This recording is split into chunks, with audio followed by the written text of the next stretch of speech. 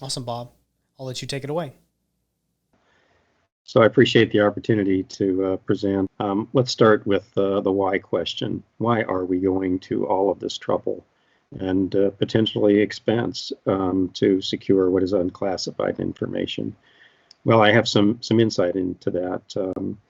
I participated for a couple of years as a special government employee on a defense science board study of cyber supply chain. And then subsequently, as a consultant to the MITRE Corporation, I was one of the authors of the Deliver Uncompromised report. Some would say that report has something to do with what we now see as the CMMC effort. Well, one of the things I learned on those two projects was the success of the threat of a variety of adverse actors in stealing information from the defense industrial base and others. You've all heard the estimates. Some say several hundred billion, a few say as much as $1 trillion worth of valuable technical information and intellectual property. Well, there's been one or another form of DFARS around since around about 2013 that tell companies they're supposed to protect unclassified but sensitive information.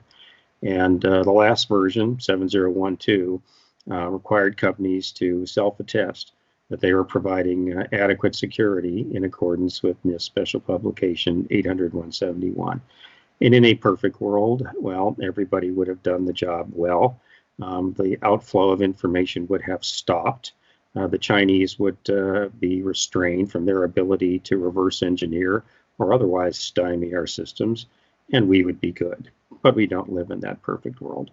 And experience has taught us, unfortunately, that without more rigor, there simply isn't a basis for confidence that the defense industrial base is protecting forms of controlled unclassified information. Now, let me briefly talk about what those forms are. Many of you on this webinar, of course, doing work for the Department of Defense. The most important type of information we have to protect is controlled technical information of space or military significance. But as you know, there are a number of other categories of controlled unclassified information, which also must be protected by reason of federal statute, regulation, or government-wide policy. Some of those even extend into information about your workforce. And one of the reasons that's important is the possibility that adversaries can harvest massive amounts of personal data from a defense contractor and then harvest that, use AI type techniques for social engineering purposes. The threat is broad, is active, it is smart, it is persistent, and it has been too successful. And because the methods that relied upon self-attestation didn't work, MITRE recommended that we go to a form of security integrity scoring, and here we are with the Cybersecurity Maturity Model certification. Now, let's think about sort of where cloud fits in overall.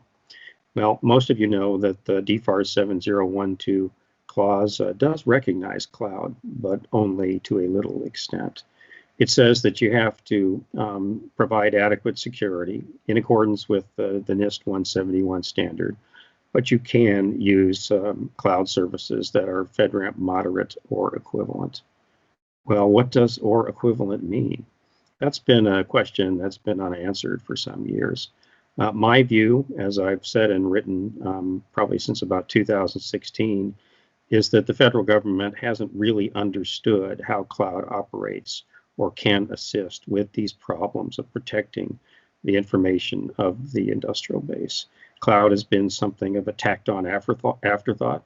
Let's look at that phrase, FedRAMP, moderate or equivalent. It has not been a central feature. It has not been a strategy, an objective, or a preferred approach. Now, I'm not saying that cloud is the answer to every and any contractor's needs. Far from it. There are going to be very large contractors who have excellent systems that do not need an external cloud. There are going to be diversified contractors of, say, multinational or multi-segment, where cloud might work for some aspects of the business, but wouldn't work for others. And there will be some contractors who can manage an on-premises system reasonably well, given the nature of the information they have and the resources that they possess. But I have felt for roughly 5 years now that there are so many advantages to moving to cloud that the orientation ought to be not on-premises systems, but to encourage companies to go to cloud through any number of different means and to any number of potential providers. And the reasons will, I think, be known to most of you listening here. Let's think about risk as a function of threat and vulnerability and consequence. That's a formula that the Defense Science Board uses. Well, part of threat is sort of knowing when it's there, being able to respond rapidly to the detection of threat. And as to vulnerability, of course, you want to be monitoring intensely and continuously to know where vulnerabilities might arise so that you can act quickly to remediate them so that the consequence of an attack can be limited. You also need to know when bad things happen and have the ability to manage that event, to remediate and to respond and to inform your customers or your program manager as to what happened. Well, in all of those areas, in my judgment, a high-performance commercial cloud works better than what you are likely to accomplish on premises. There can be a higher order of integration of a wide variety of services within the commercial cloud that are all relevant to the protection of controlled and classified information and the satisfaction of DoD security objectives. I'm not picking any favorites here, but there is a difference, I think, among cloud providers. The leading providers include Microsoft and Amazon. Some might say that Oracle is up there as well, or IBM. There's a difference, I submit, between that group on the one hand and any number of other cloud service providers who may offer what seem to be sufficient services at a different price point. I mean, ultimately, it's not just about the security you accomplish, but it's also about your ability to demonstrate that security to the DCMA, to other parts of the Department of Defense, to a prime contractor, to a program office. And the bigger primes the bigger cloud service providers that I've mentioned, each have made enormous investments to establish that their cloud services are better than FedRAMP moderate in most or all cases, often at FedRAMP high. And for some of them, there are existing classified cloud capabilities. Well, if you're on this call and you are doing both classified and unclassified work, you should be thinking about an approach to enterprise security that might allow you to use the cloud not only for controlled unclassified information, but eventually for part of your classified work. So I think there's a lot to recommend cloud conceptually, and especially for companies who may be under a size of 500 employees. There's no way to generalize for everybody, but the problem for many companies is that they just don't have the personnel or the technical expertise in order to manage an on-premises system to a higher level of security and to sustain it. And to me, sustainment is not just getting a CMMC certificate or getting a medium assessment from DCMA. That's a point certification. That's a static concept. The threat is dynamic. Security is dynamic. Strong security is that which evolves over time, is threat informed, is vulnerability cognizant, is responsive and resilient. And I suspect that the bigger cloud service providers, with the massive investment that they make and the very high performance personnel and technical resources they bring to bear, are able to provide and sustain that security better than most companies with even a strong on-premises system. So let's talk about CMMC and this new interim final regulation. It's a very interesting document. Most of us in the industry were expecting that we would see a proposed rule for notice and comment. And the plan was that we would get this rule and have at least 60 days in which to collect our comments. And there would be a public hearing at which everyone could express their doubts, grievances, anxieties, frustrations, and other. And then there would be another 60 days in which people in DoD would have to reconcile those comments before the final rule would come out. Well, it didn't quite play out that way. In fact, we also thought that the rule was going to be focused on CMMC and when you would have to get one of those maturity levels of 1, 2, 3, 4, or 5. But it didn't play out that way either. What we got was something called an interim final rule. And DoD has the power to do this. If there are exceptional circumstances where national urgency can be established, it is within the power of DoD to issue a rule that is effective immediately upon publication. And in this case, they did so.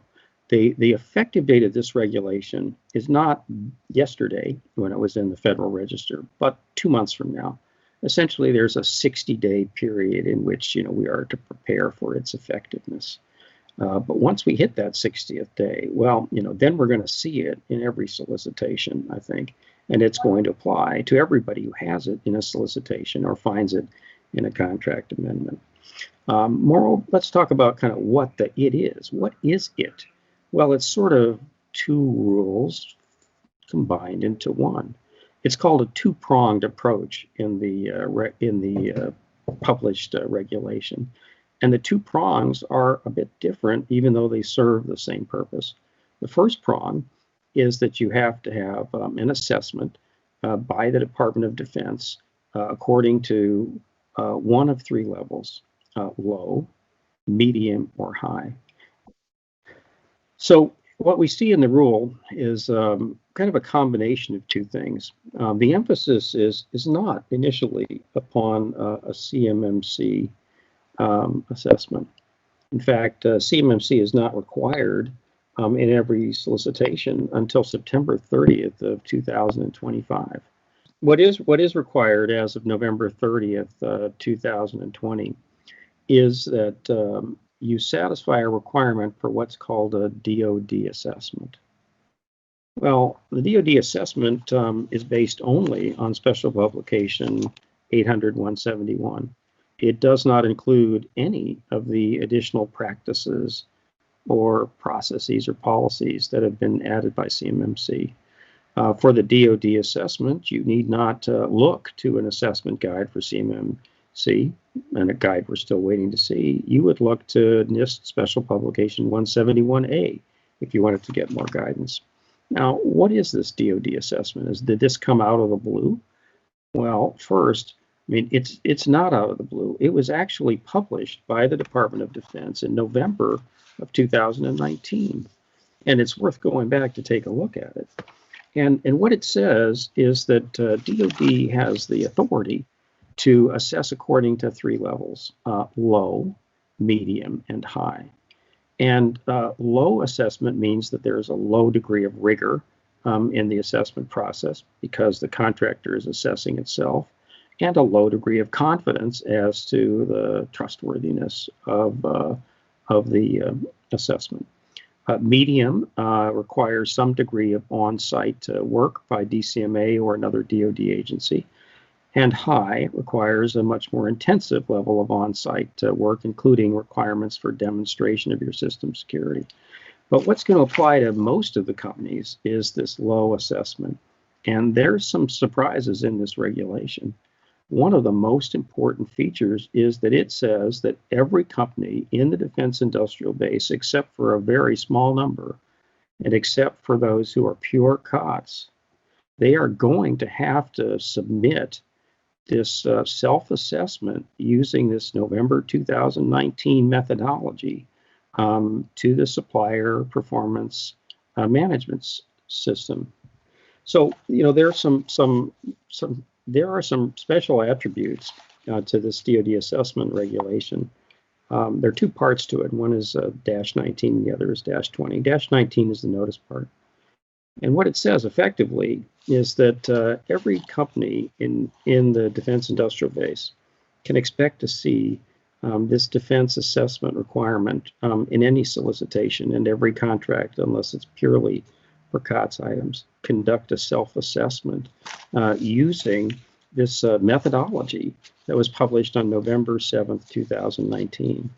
And that methodology essentially starts with the highest possible score of 110, corresponding to the number of requirements that are in SP 800-171. But it isn't just a matter of counting which ones you meet and which ones you don't and deducting those you don't from the 110. It's a little more demanding than that. When you look at the details of this November methodology, what you see is that some of the NIST requirements are more important or impactful than others. Some have a 5-point value and some have a 3-point value. And so what you are supposed to do is to prepare a system security plan and then a plan of action and milestones.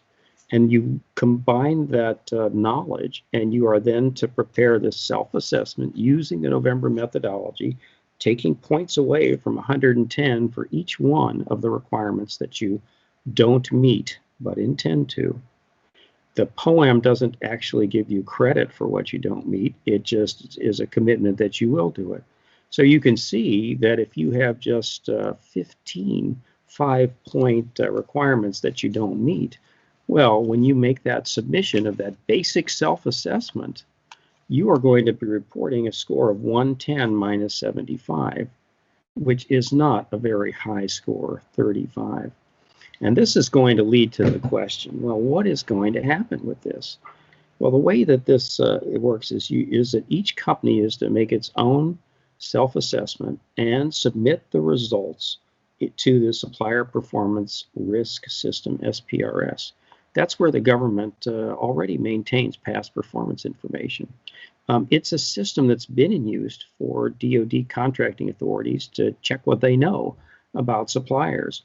Well, now there are going to be tens of thousands, maybe several 100,000 companies who are going to be submitting these self-assessments to DoD and for storage in this SPRS. Why? Well, DoD contracting authorities are supposed to look at the SPRS to make determinations as to the suppliers that are contemplated for use. We will see a couple of things happen. First, there's likely to be an immediate effort by many companies to do what is necessary to know where they have controlled unclassified information, prepare a credible system security plan, know what the plan of action is, and they will be trying rapidly to get a basic assessment score that they can submit. Now, until you get the solicitation, you don't have to do it. And I think you can bid on a contract even if you haven't done it, but I don't believe you can be awarded a contract. We will start to see this clause appear, as I said, in just 2 months, and it's going to cause a lot of effort. It's not CMMC. We could think of it as the precursor to CMMC. It's just those 171 standards, but for many companies, those are going to be hard to meet. And companies are not going to be feeling sanguine about submitting a score of 75 or 80, because what it means by definition is that they really haven't been providing adequate security, as was required by the DFARS clause, since the 1st of January 2018. Also, there's going to be some temptation for some companies to maybe embellish their score, maybe to overlook some defects, maybe to put in a score that resolves all doubts in their favor. That could be a hazardous decision, because this is a form of representation to the government where you are positively providing information that you created and which the government may rely upon in deciding whether to do business with you. Well, that's exactly the kind of contractor activity that is a representation material to your being eligible for getting work that could give rise to exposure under the False Claims Act. So even though CMMC itself isn't required on every contract until October 2025, there is going to be a lot of attention paid immediately to getting ahead on meeting the basic 171 requirements. Now let's talk about CMMC. It isn't that CMMC is put on the shelf, for 5 years. It's that we have 5 years to get to the point that CMMC as a contract requirement will apply to every solicitation. During the first 5 years, there will be this defense assessment clause 7019 and 7020. But it is now authorized for the Department of Defense to require, in addition, a CMMC certification beginning in 2 months. Key point. There's this basic assessment required of every contractor according to the 2019 and 2020 clause. And there is, in addition, the possibility that your contract or your subcontract will also be subject to a CMMC requirement. Now, it isn't going to happen for every contract for 5 years. There's a number of gates that have to be gone through before CMMC will be a requirement to you. The first gate is that the requiring activity has to decide that it wants to include CMMC as a requirement. The second gate is that the requirement needs to be documented in the statement of work for the particular solicitation or contract. And then the Office of the Secretary of Defense, Acquisition and Sustainment, Ms. Lord, Kevin Fahey, Katie Arrington, presently, they have to decide that the particular contract or program is one where the CMMC requirement should apply. And that degree of OSD involvement in the risk management decisions of the services is a little bit unusual, because ultimately the people you're trying to protect here through CMMC and through this defense assessment are the requiring activities, because they're the people that are buying things for the services and the services that are providing them to the combatants. So having OSD as the final gatekeeper is a little unusual, but I think it makes sense here, because if 171 is proven hard enough to do, CMMC is significantly harder, even at level 3. And it makes sense to have a judicious and planned approach that gives you a sufficient on-ramp to impose CMMC. That's one of the good things about the 5 years that appears to separate us from today, when this has been announced, and the point 5 years from now, when a CMMC requirement is to appear in every contract. Now, what does this have to do with cloud? Well, I think companies of most sizes and businesses of most types, service and support contractors as well, they're going to be asking themselves, what is the right enterprise strategy to deal with, first, this basic assessment requirement keyed to 171. And then they're going to wonder when CMMC is going to come to them. Now, I said that it's going to be rolled out judiciously, but I know that Ms. Arrington and others in her office are determined to get it out in practice, in use, in fiscal 21, which I think starts tomorrow. And what Katie has told me is that she is seeking to have 1,500 suppliers who will be CMMC certified in fiscal 21, and that she intends to build to having 220,000 suppliers CMMC certified in 2025. So it isn't until 2025 that this contract requirement appears everywhere all the time, but between now and then it can appear in your solicitation or your requirement. Now, they have decided that the point of measurement is not when you're asked to submit the bid, nor is it after you have been given an award. The moment when you have to meet the requirement, if it's in your solicitation or in your contract document, is at the point of contract award. And that gives you a little bit of time, first, between now and when it shows up in your RFP, and second, between seeing it in your RFP and when you have to be able to comply. But since an RFP cycle could take, anywhere from 3 months to a year or two, those are the people are not going to be, it will not be well advised to wait around until it shows up on your desk, as a draft RFP. You need to get started even now, in part because you're going to have this basic assessment, which covers much of the same ground. You have to do that. You must. And in part because DCMA might decide to have a more substantive review to give you a medium or high assessment according to their view. And in part because you might be in one of the programs that Katie's office decides with a requiring activity is going to require a CMMC certification sooner.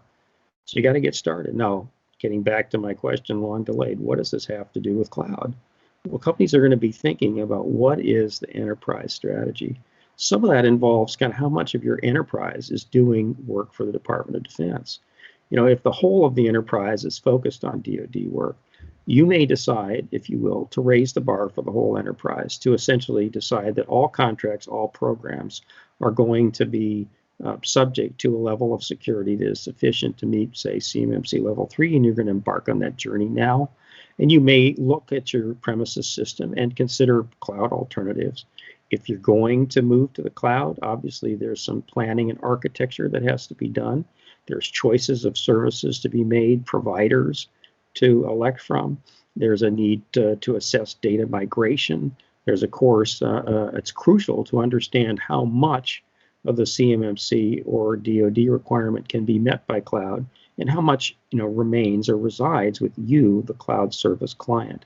No one should be under an illusion that even the most expansive cloud service divests the cloud client of some important responsibilities to meet these cyber requirements. Now, there'll be other companies who are going to take a different approach. They're going to be saying, well, I don't need all this extra cost. I don't want to pay the higher licensing fees for the CMMC compliant cloud services. They're going to say, I may need that for a few things, but I don't want to do it for everything. Well, in that situation, you may be essentially moving your CUI to cloud enclaves and essentially restricting your use of cloud to those particular enclaves for a particular business unit or even a program within that business unit. But there are other ways in which this can be accomplished. Remember that these new regulations and the new contract clauses, they don't just apply to those who are prime contractors. This is key. They must be flowed down to all levels, both the near-term 2019 and 2020 clauses and the 2021 clause, which is how CMMC will be implemented. They have to be flowed down. So a lot of the problem is going to reside not just with you as the recipient of this clause, but with your supply chain, those that you're going to flow the requirement down, because you are responsible for those below you. And there will emerge, I think, a strong demand among the higher tier contractors to work with their small and medium-sized suppliers to find cost-effective methods for them to satisfy first the basic assessment according to 171 and later the CMMC certification requirements. And cloud is an obvious way to do that. There's been talk for a couple of years now about the value of enclaves, cloud enclaves. One approach would be conceptually that the government could host them, but I don't think that'll happen. What I think will happen is that primes will realize that for particular programs that are subject to CMMC level 3 or higher, that they may want to host an enclave for the program participants. And that can be something where they're providing a minimum level of infrastructure and platform to secure the data, but leaving much of the security responsibility to the contractor. Or it could be something where there's a much more extreme amount of security that's performed in and by the cloud instance. I mean, in theory, it's possible for a cloud approach to be effectuated, which is essentially using a virtual desktop or what some have called a null client approach. All of the relevant information of sensitivity would be hosted in the cloud, and it would be made accessible to the client, the subcontractor, the vendor, literally only for the moments or instances when it is needed, and not stored on any of their systems or devices on premises at all, ever. And in the same vein, cloud will also help companies deal with one of the many elephants in the room, and that is, what about remote work and mobile devices? I mean, CMMC level 3 isn't the hardest thing in the world, but it's pretty hard for a lot of companies. And it's pretty hard if everybody's working at the ordinary, facility, but they're not. And people are working remote, and security of remote work is a crucial challenge. And having a terrific system that protects the information of people working in the plant is great, unless half the people are not working in the plant, in which case that system may not do enough to protect them. And that's another area where I think that sophisticated cloud services can offer capabilities where you can be productive using cloud services, while much of your workforce is remote. Now, Another, if we're talking about sort of the blind spots or elephants in the room, the things that people know about and don't talk about, I think there's too little talk about the remote workforce. But I definitely think there's too little talk about different levels of sensitivity of controlled unclassified information. Most of the dialogue that we hear on this subject sort of treats all CUI as though it's the same. It isn't. And it even controlled technical information. I'll say it this way.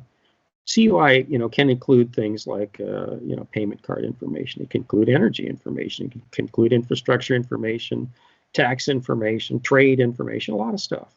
I personally believe that what DoD cares about most, but not exclusively, is controlled technical information.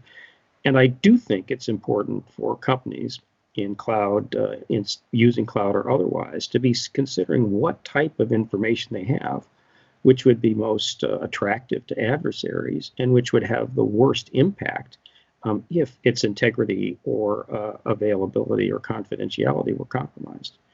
And in that regard, DoD, in fact, already does distinguish among the levels of sensitivity of unclassified information. These are impact levels that are expressed in the System Requirements Guide that is managed by DISA. And we have this basic FAR safeguarding rule that most of you are familiar with. That's the one that says that you're good to at least bid on a contract if you satisfy 15 very basic cyber criteria. Stuff that is federal contracting information subject to the basic safeguarding rule, that's what we call impact level 2. But things that we generally consider as covered defense information, I know there's a lot of acronyms here, none of which are reconciled especially well. We think a lot, we think, well, all the stuff that we got to do for the DFARS 7012, for NIST 171, for CMMC, all of this is to protect, quote, covered defense information, unquote, or, quote, controlled technical information, or controlled unclassified information. And we act as though it's kind of, all the same, but it's not. I'm looking here at a recent version of the DISA Cloud Computing SRG Security Requirements Guide, if I remember the title correctly. And it distinguishes between 3 levels of impact of unclassified information. Impact level 2 is that federal contract information, and you can secure that with FedRAMP Moderate. Impact level 4 is CUI that is non-critical mission information or non-national security system information. Impact level 5 is mission critical information or national security information.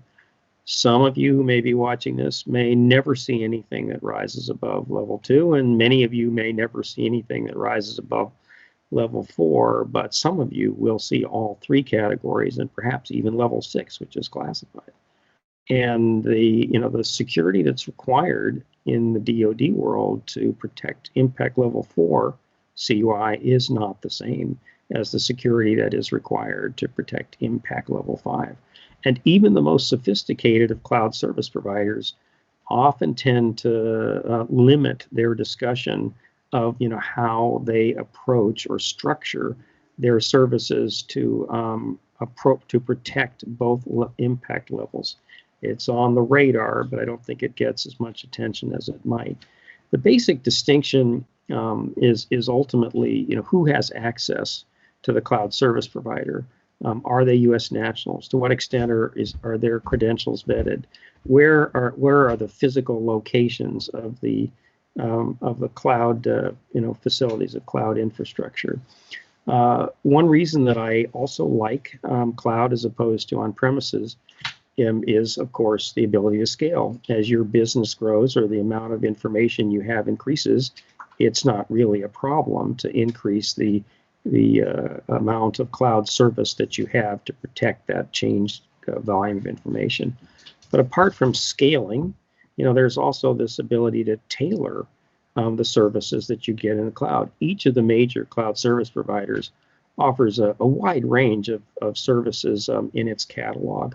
And all of them also make available to you a marketplace of third-party services that have been accredited to work in their cloud. those services can be distributed across a wide range of functions and values that are important to cybersecurity. And you, as the cloud tenant or client, you have the ability to tailor the services that you get and apply for your information. So that if you need a higher level of security because you're dealing with impact level 5 rather than 4, well, you can do that with a cloud. And you could do it even on a single enclave for that type of information, while other enclaves were at a lower level of security. Now, most of you are familiar with the another NIST publication, the Cybersecurity Framework. And it's interesting to consider in this point of tailoring how that maps to sophisticated cloud. There are 5 categories, as you know, in the cybersecurity framework: identify, protect, detect, respond, and recover. Well, most of the CMMC rule and most of the DoD assessment rules really are focused upon protection. In other words, we don't want people to steal it. But there are other things that are important too, and response and recovery are among them. Well, I've got a table here which essentially compares Amazon and Microsoft and Google for each of these 5 categories. And what you see is that there's an enormous number of offerings in the category of identify. There's half a dozen or more from AWS, and about the same number from Azure and Microsoft, and a similar number from Google. And then this is distinguished among a number of subcategories for protect: access control, privileged access management, data security, digital loss prevention. Again, each of the providers offers its own service, usually accredited to FedRAMP moderate or high. And there are others that can be brought on as applications within that cloud. Similarly, there is a choice of services for detect, for respond and recover. And that ought to give planners some comfort in the sense that they can go in with a minimum level of cloud service to satisfy their near-term requirements, plan to evolve it over time to satisfy a higher level requirement to get a certification, and then, as needed, add functions. One of the key requirements of the higher levels of CMMC is that you have a SIM capability, so that you're able to be aware of your security status and have event management. Well, you may not need that to start, but you probably will need that for a level 4 or level 5, especially if you're trying to defeat advanced persistent threats. Well, I believe that all the major cloud service providers either offer their own SIM functionality or are compatible with such functions as are offered by third parties. I think Splunk is an example of a third party that offers a SIM function. I may be wrong, but that's kind of how I remember it. So what have we got here? We have a rule that is two-pronged. First, it says you have to submit a self-assessment according to 171, which you should have been complying with for several years. It doesn't say exactly how that self-assessment is going to be used, but it does point to that scoring mechanism, which could punish you if you have only a few of those 5-point items that aren't satisfied. Now, here's another interesting wrinkle. The DoD assessment approach is one that requires an SSP, and it requires a POAM.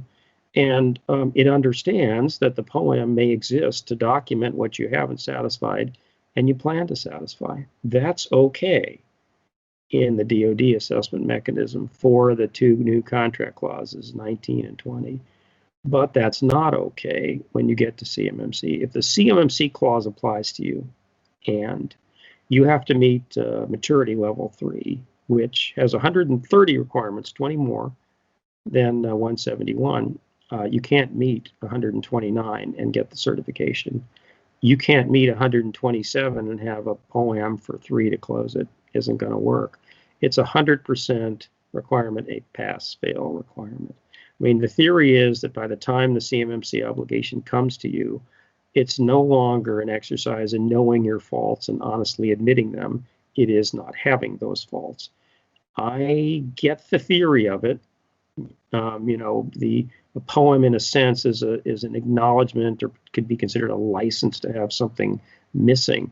But I think in the real world, it's going to be awfully hard to accommodate, because there are going to be situations where 130 requirements that would fit perfectly to company A don't even get close to matching the capabilities, the work, or the information system or network of company B. There could be situations where it's literally impossible for a company to meet all 130. Some of you may remember that under 7012 clause, in theory, you can go to the DoD CIO's office and get them to agree that something doesn't apply to you or give you an exception. It's not clear to me that that's in the CMMC clause. So, this, again, I see a connection to cloud. Cloud has, the bigger cloud providers have enormous resources, large numbers of very smart people looking to advance the art in many things, looking at threat, looking at vulnerability, looking at consequences, improving the services, adding to them. It can get expensive, and I don't like that, and I know it. But it gives you some confidence that as you get into this, reviewed and assessed world, that, if you don't have what you need, that the cloud service provider is likely to have the way for you to solve it, rather than leave you shut from the gate to the next contract. Another key point. Right now, during the period of this DoD assessment, basically you're not going to be able to get a contract unless you've submitted that self-assessment. And if you happen to get the DCMA on-site assessment, you may be required to satisfy their medium assessment criteria or even their high assessment criteria. Those things affect your eligibility for award. But when CMMC comes around, it is literally true that you cannot receive an award which requires a certain level of CMMC certification unless you have it at the time of the contract. And if it's a big proposal for an important program, you won't want to have a big distance between where you are at the time you submit your initial proposal and where you hope to be when the award would be made if you're selected. And I see that as pointing to the cloud, not that every problem is solved, not that the cloud service provider handles all of the needs, not that you are, somehow saved from requirements of that can only be met by the client or the tenant. Those things are all true. But if there's a total of, say, 210 requirements, and you're able to inherit 3/5 of them from AWS or Microsoft or Google or IBM or Oracle, well, I mean, that sort of, limits the number you have to do yourself. And you can make changes as to, how you use infrastructure, platform, service. You can also make changes as to where you get assistance from a managed service provider or managed security service provider. All those things give you tools and choices so that you have a higher level of confidence, I think, that you will get to that 100% grade when the time comes that you have to meet a specified CMMC maturity level. One thing that hasn't been discussed yet, at least in great length, is timeline. So let's say a cloud service provider needs to be certified themselves, provide some of the goods and services, all that kind of good stuff. Maybe there's reciprocity, and maybe there's all that kind of good stuff. But which that also may be, something to hit on there. But let's say Microsoft has to be level 3 or 5. In essence, the question is, should cloud providers get certified now, prior to many of the vendors that they supply SaaS, PaaS, and IaaS to needing to get certified themselves? So, of course, the companies that are most concerned about meeting the DoD assessment requirements and getting the level of CMMC certification that's required by their contract. Well, those are the people that are bidding on the government contracts to perform them, or who want to be in the supply chain for a program run by a prime contractor. But to the extent that they're looking to cloud service providers to do some of the work and meet some of the security requirements, it's going to be important, I think ultimately indispensable, that the cloud service provider also meet these CMMC or applicable DFARS requirements. Because the Department of Defense is well aware of the fact that as you rely upon a third party, a cloud service provider, to host sensitive information, to manage access to that information, to protect it, and to report on events. Well, suddenly you've added another entity that itself could be exposed to a cyber attack or could be the subject of an insider threat. So it's not enough to simply pick a cloud service provider who promises great things. I think it's going to be important to have confidence that the CSP you choose will meet the level of CMMC requirement itself at the time or before you intend to shift your data to that cloud. I think that's key. And in the same vein, we have to think about managed service providers. I'm at a small law firm. We've recently moved to the cloud. We rely upon a managed service provider to help us. We've got one guy, in our firm who does technology, one employee. So, we depend on that managed service provider. We give that managed service provider a lot of authority and access to a lot of information. Well, that's a story that I think is repeated tens of thousands of times for companies in the defense industrial base.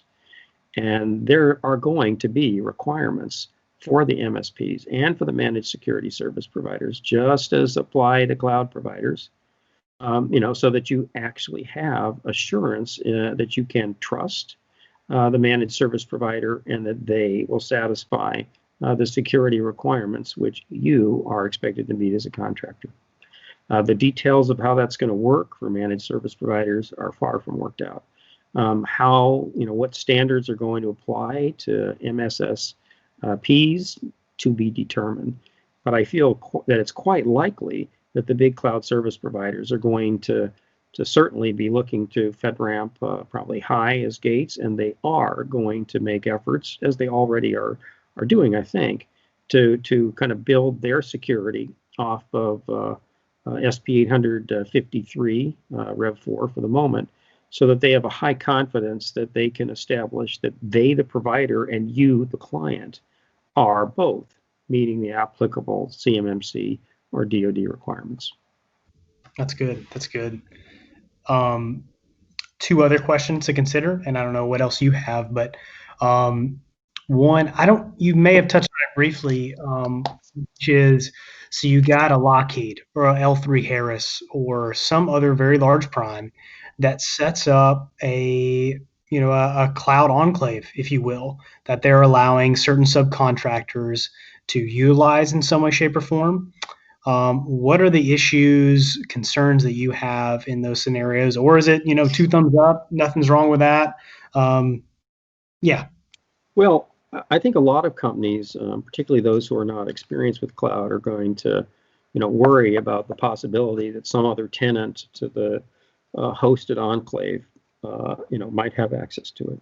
If L3 is the prime and they set up a program enclave and there are, 5 tiers and 50 contractors all submitting their data to that enclave, there are going to be some companies who are thinking, gee, my arch competitors A, B, and C also have data in this enclave. They're going to get it. Well, okay. And they're also going to be thinking, if I put my valuable technical information in it, that's just like giving it to the prime contractor without a license and without accountability. They're going to get it. And they will also be thinking that, gee, I got enough problems protecting the stuff myself, and if I entrust it to somebody else who's creating the enclave, the Chinese are going to steal it. Well, there's, a little bit behind all those things, but not really enough to prevent it. I mean, there's an enormous amount of effort and accomplishment that has been made in cross-tenant security, in the use of hypervisors and other techniques for virtual machines, so that there is a very strong level of virtual separation between the information of tenants, even if they are, rivals. They may be in the same logical, they may be on the same server, and there may be, in adjacent logical domains according to the directory. But I have high confidence that, the information can't seep from one virtual machine or one instance to another. And I think that will be shown. There will need to be some contractual provisions written between the prime and the sub to make sure that the access to information is limited, that it's never misused, that the IP rights are protected, and so forth.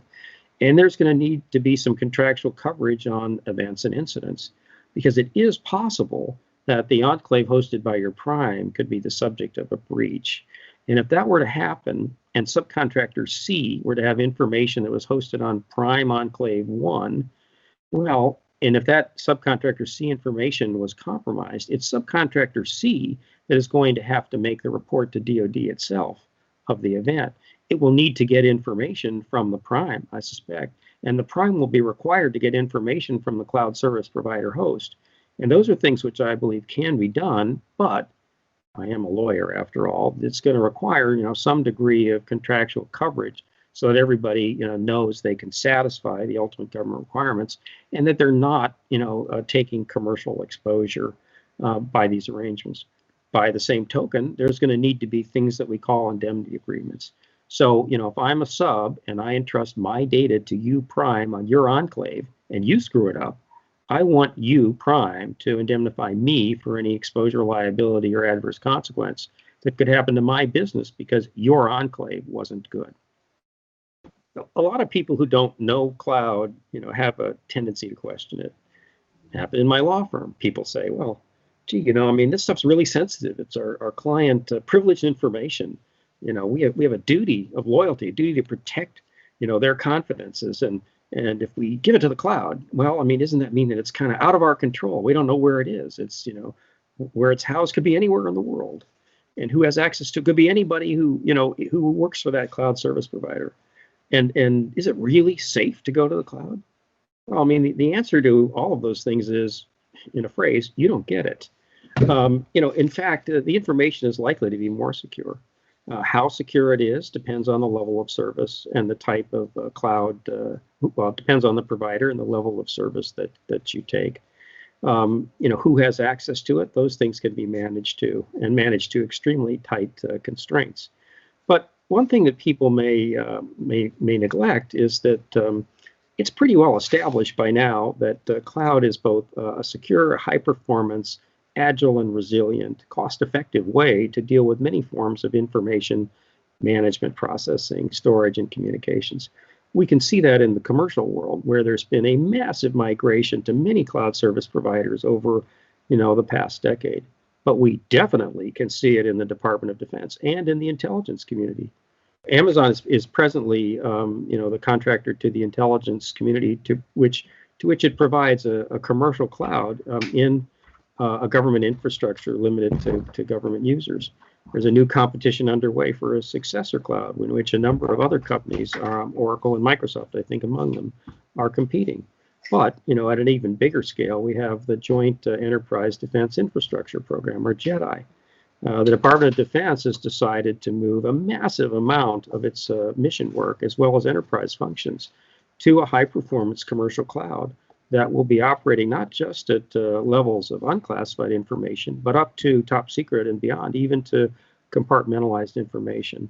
And that's just one of quite a number of different cloud instances that DoD and the services are promoting. And there are many cloud service providers who are doing huge volumes of work providing these new cloud delivered services to the departments and the DoD business enterprises. What that should tell you is that the ultimate customer, the Department of Defense, has decided that it can trust cloud for very high performance functions and for very significant secured work, including classified. And that ought to give commercial companies confidence that they can move their controlled unclassified information and their Department of Defense prime or subcontracted work to a leading cloud service provider without taking inappropriate risks. If anything, I think they are mitigating or reducing those risks. Devil is in the details, has to be done carefully, but conceptually, I think that's the strong move, the prudent approach. Yeah, it's interesting, Bob. As some of these cloud providers continue to bring on more service providers and suppliers to the DoD into these sovereign cloud offerings and sovereign cloud environments, they're starting to streamline some of that, especially too in terms of baselining some of those cloud environments Right. to where much less pressure is on the contractor to rather A, outsource, or B, internally configure that cloud environment to the standards. Much of that is going to start being baselined. And obviously, too, with these cloud providers, they have zero trust architecture where native settings and default settings for these new cloud tenants are really based on this zero trust architecture, right, which is almost in step with NIST 80171, at least on access control and things of that nature. Well, I would put it, a little differently, especially now that we have this DoD assessment rule that's out and the CMMC rule that's out. What it's going to encourage the market of cloud service providers, hopefully, to lower the prices for sufficient value. But many of them are going to work hard to have prepackaged approaches or baselines so that they can offer the help and implement the cloud service rapidly and with a lower cost for non-recurring activity than might have occurred in the past. It only makes sense. I mean, if there are 5 or 7 more or less equally capable cloud service providers, it could be that the one who can get you onboarded as quickly as possible at the lowest investment, that may get the work, even if perhaps their license or subscription costs are even a bit higher. So I think we're going to see that happen as a function of marketplace activity. And the zero trust point, I would say, is actually kind of ahead of 171 and maybe closer to the front edge of where the department is going in areas of cyber and supply chain. The zero trust concept builds into a system and architecture a wide variety of measures that are essentially premised on the assumption that whatever the input is that you're getting or the resource is that you're relying, you have to perform that function with high integrity and security, even if the input resource or other attribute of the system is untrustworthy. That's a hugely complex task, which I understand to be software driven, and cloud is an outstanding environment for the development of high performance software using contemporary agile and DevSecOps approaches. That's great. Another thing it kind of makes me think about, you talked about various cloud providers and some of them entering the space or providing a more efficient and cost-effective way to get these businesses in the cloud and leveraging cloud platform as a service or infrastructure as a service. I noticed in the interim rule that the paragraph C through G were not omitted from DFARS 12, or there was a change or amendment associated with that. So it still looks like these cloud providers are still going to need to pony up to certain reporting that has long been a thing of the past and present. What are your thoughts on that? Anything you want to add? Well, I'm glad that you mentioned that, because since the very inception of the 7012 DFARS, there's really been 2 elements, arguably of equal importance. One is protection. That's the network security, that will keep people from getting in and taking your stuff. But people get breached all the time, and no security is perfect. And we have been hurt very badly by successful breaches, and we're hurt even worse if we don't know what was taken. And the hurt could be repeated if we don't know how it was accomplished. And that's why the other part to 7012, even though it's received less attention, really is of similar, maybe equal importance. And that is knowing when a breach occurred and making a report promptly to the Department of Defense and making available the forensic information and objects, malware objects, so that the forensics can determine who did it and how they did it. What's been extremely important to DoD is the impact.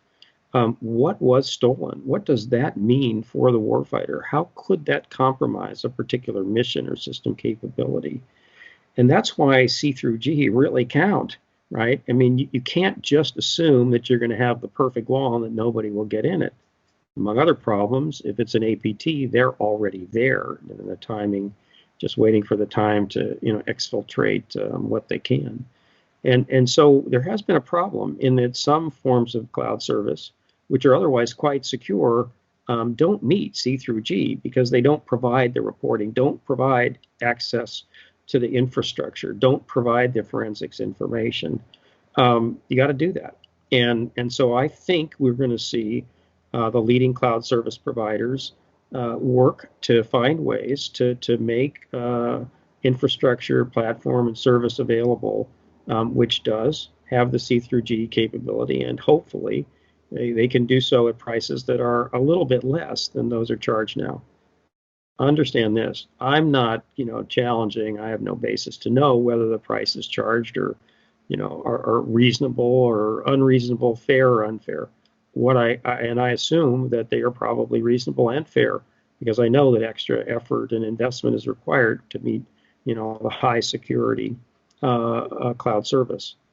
But I also know that there's been, a fair amount of pushback from the smaller and medium-sized contractor community that they like cloud, but it seems kind of expensive to get there and expensive to maintain.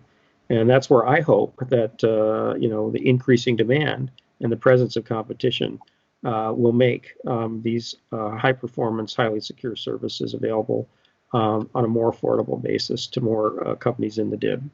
Yep. You got no disagreement here. I mean, it's one of those things like, yes, I think it's very obvious the difference between the cloud offerings and that there would be a price difference, but to the degree that there's a price difference, I think is really what we're discussing here. And hopefully, I believe that we are going down that path of a better cost offering. And yeah, I'm looking forward to changes in that department. You see, one of the things that I've said many times over recent years is it's all about the money, or I've said similarly, what's the business case? And we all know that security costs money, and better security costs money, and security that's going to be assessed costs money, and security where if assessed could cost you a business opportunity, well, that either costs money that you won't make or costs money to make sure you have the business. So the DoD assessment regulation combined with CMMC, they impose a cost, and not all of it is going to be recovered in the fact that it can be allowable on some defense contracts. Some of it's going to be an increased cost of doing business. And we're in a situation of the pandemic where a lot of smaller, medium-sized, and larger companies are struggling, and where money is tight, and it is a key question that's going to come up. Okay, I know what I have to do. I see that I should get started. I know that cloud is an alternative. Can I afford it? And can I afford it kind of distills to, if I spend this money, will I get enough business to justify the expense?